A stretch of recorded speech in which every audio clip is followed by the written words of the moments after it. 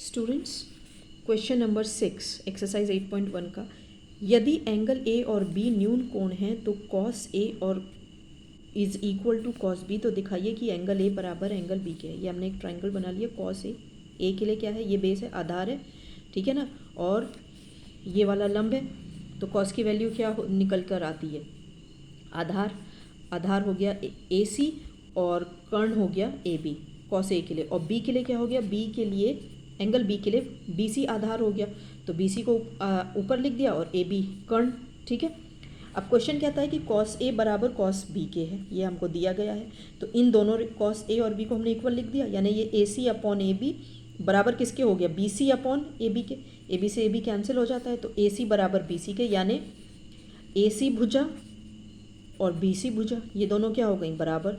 जब दोनों भुजाएं बराबर होती हैं तो जो एंगल्स होते हैं समान भुजाओं के सम्मुख कोण बराबर होते हैं।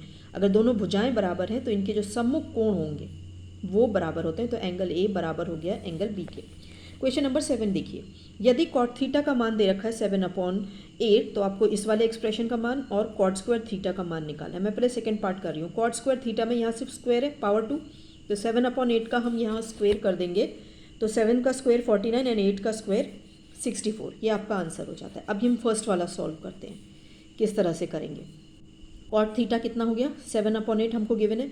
कॉट क्या होता है, आधार अपॉन लंब, क्योंकि tan क्या होता है, लंब अपॉन आधार, तो कॉट क्या हो गया, आधार अपॉन लंब, यानी 7/8, तो 7 हो गया ये, 8 हो गया ये, यहाँ इन्होंने के ले रखा, आप के मत भी लो, कोई फर्क नहीं पड़ेगा। इससे अब हम ये निकालेंगे कर्ण, 7 का स्क्वायर एंड 8 का स्क्वायर, ये निकाला देखिए हमने, ये हो गया 64 प्लस 49, ये हो गया 113, तो ये 113 रूट में आ गया, के बाहर हो गया।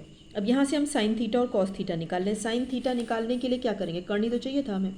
साइन थीटा के लिए ये क्या हो गया, 8 के अपॉन 113, और कॉस कितना हो गया, आधार अपॉन लंब, तो आधार हो गया 7 के, और ये हो गया अंडर रूट 113 के। आप के चाहें तो ना भी मेंशन करो, मैंने आपको कल भी बताया था यही बात। ये दोनों आ गए निकल के, ठीक है। अब इस एक्सप्रेशन में वैल्यू डाल देंगे, ये हो गया 1 plus sine theta 1 minus sine theta upon 1 plus cos theta 1 minus cos theta, ये क्या है, a प्लस बी और a माइनस बी, तो ये हो गया 1 माइनस साइन स्क्वायर थीटा, और ये हो गया 1 plus minus minus cos square theta, तो 1 माइनस साइन स्क्वायर थीटा में, देखिए साइन स्क्वायर थीटा ये है ना साइन थीटा, तो साइन स्क्वायर थीटा के लिए हम क्या करेंगे, 8 अपॉन 100 रूट में 113 का स्क्वायर करेंगे, स्क्वायर किया है ना, तो इस वैल्यू का हम स्क्वायर कर देंगे, तो कितना हो गया 64 अपॉन 113। यहाँ पे एक स्टेप कर लीजिए, इसके बाद आप ये वाला स्टेप कर देना, 1 माइनस 8 अपॉन 113 का स्क्वायर अपॉन 1 माइनस कॉस कितना है 7 अपॉन रूट 113 इसका स्क्वायर, ठीक है ना।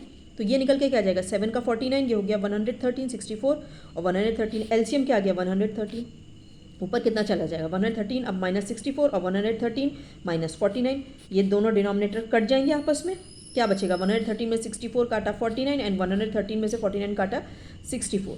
ये इस वाले को ज़रा गौर से देख लीजिए, क्या है ये है 1 माइनस साइन स्क्वायर, तो साइन कितना था 8 अपॉन अंडर रूट 113, जब स्क्वायर करेंगे तो 8 का क्या हो जाएगा 64 और 113 से रूट हट जाएगा। ऐसे ही जब 7 अपॉन 113 का करेंगे तो 7 का स्क्वायर 49, 113 का 113 रूट हट के 113 हो जाएगा। Okay students, complete this work.